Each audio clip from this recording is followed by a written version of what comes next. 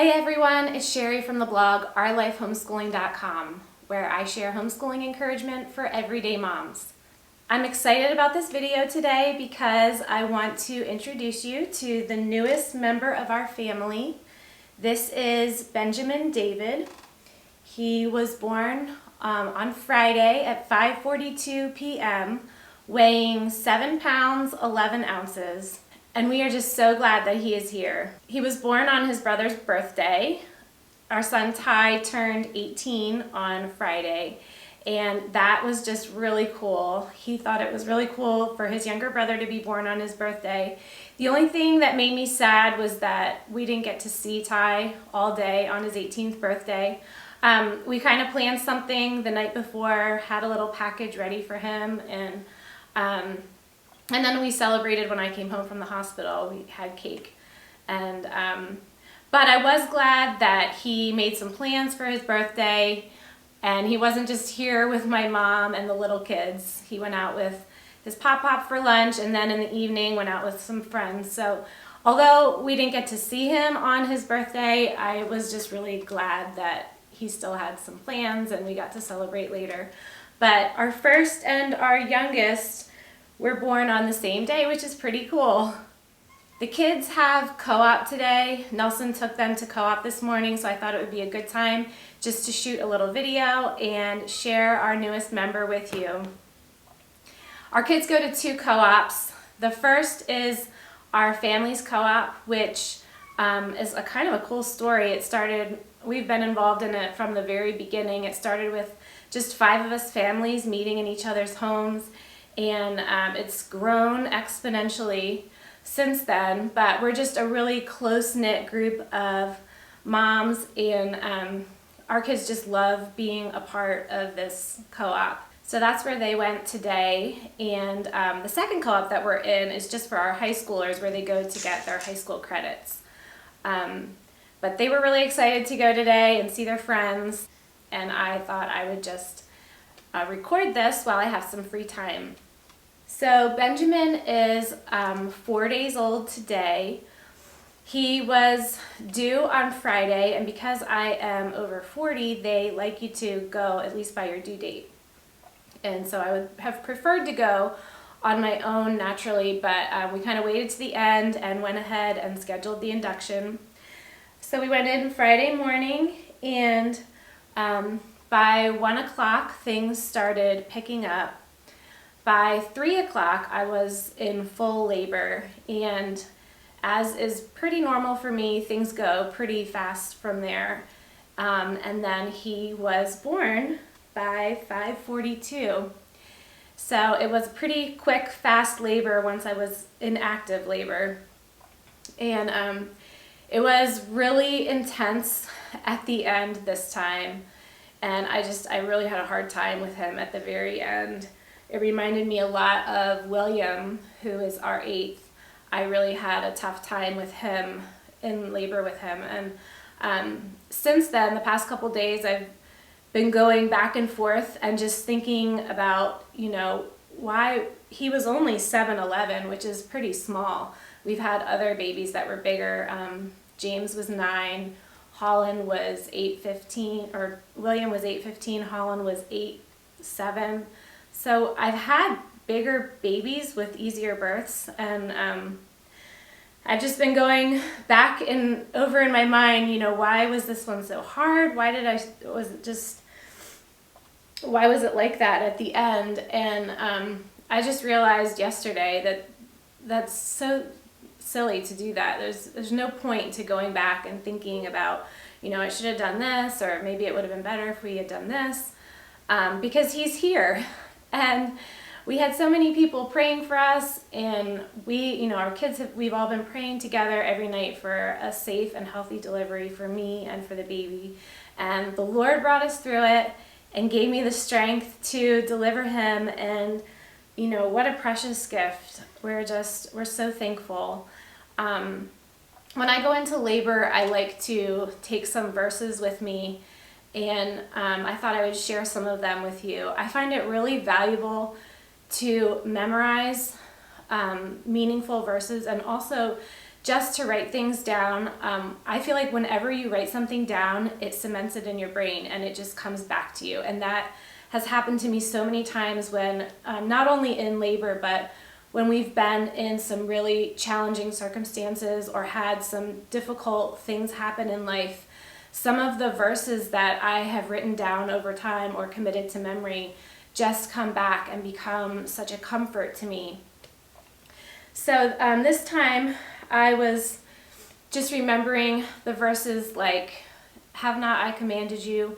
Be strong and of good courage. Do not be afraid, nor be dismayed, for the Lord your God is with you wherever you go." And also, God has not given us a spirit of fear, but of power and of love and of a sound mind.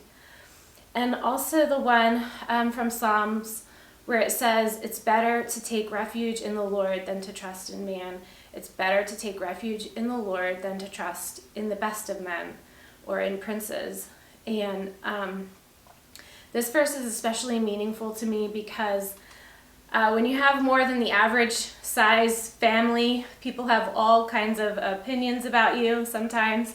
And we have put this in the Lord's hands, and it's His honor and His glory that is at stake here. And, you know, He says that children are a blessing, and they are a blessing. Sometimes it's difficult to trust the Lord with something that you feel that He's called you to do, and for someone else it might be something completely different. Maybe trusting Him with something financial, or just a completely different way that the Lord has called you to put your trust in Him. But when we go through these times that you don't know how things are going to turn out, just reflecting on His faithfulness in the past and remembering that He's good. The Lord is good to those who trust in Him. And we are so thankful for little Benjamin.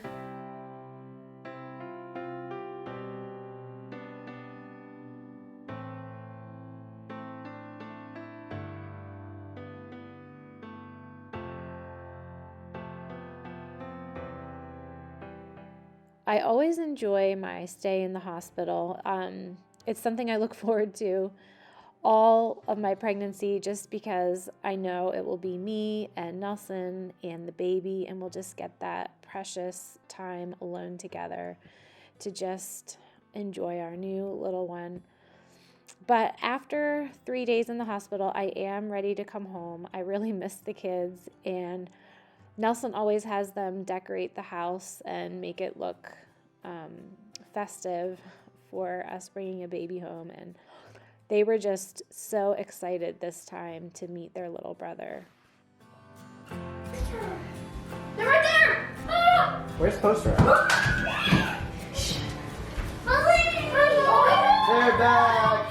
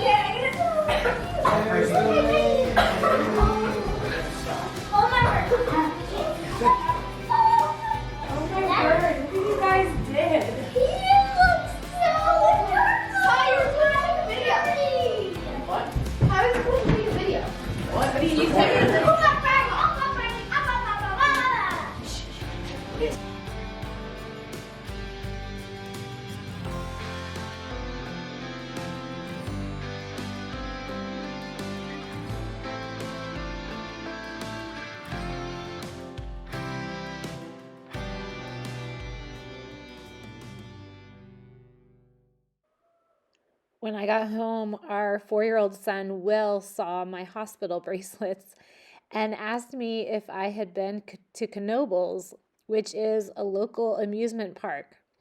He saw those, and that was his first association.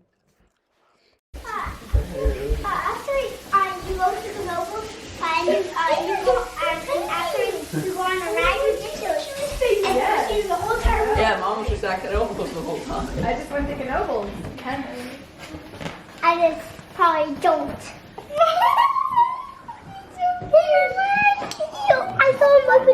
You need to stop it. Mom, what? Can I go last so I can get the longest end?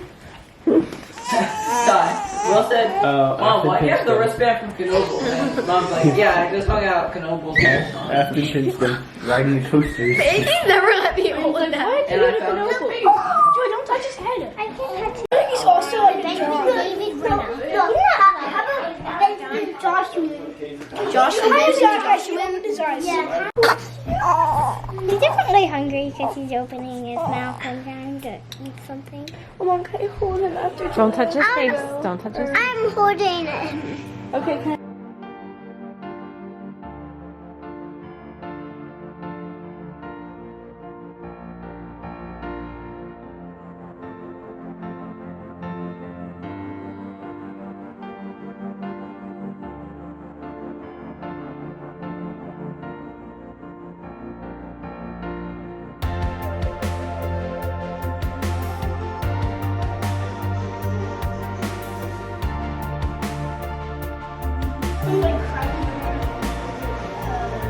No, I'm running around. I'm crowding around Benjamin.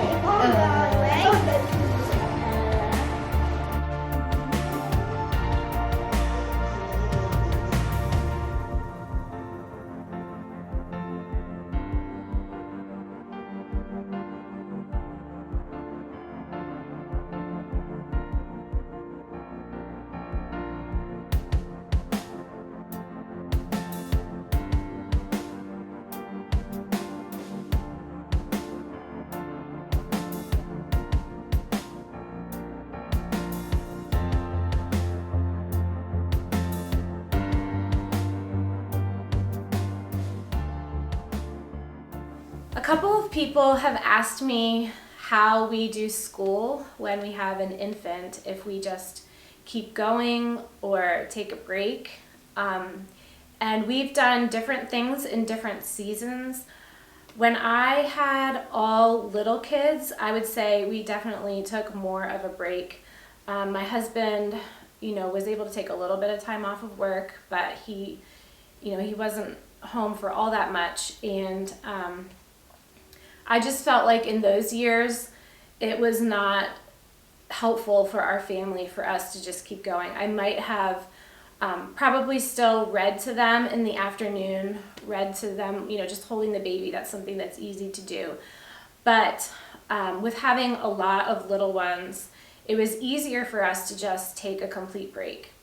Now that we have older kids, it's a little different because, like I said, our older kids are involved in a co-op where they get all their high school credits. So those due dates and the things that they have to have for that, they don't stop for us having a baby. So they still have work that needs to be turned in and to be done by a certain time. So for them, they definitely need to keep going.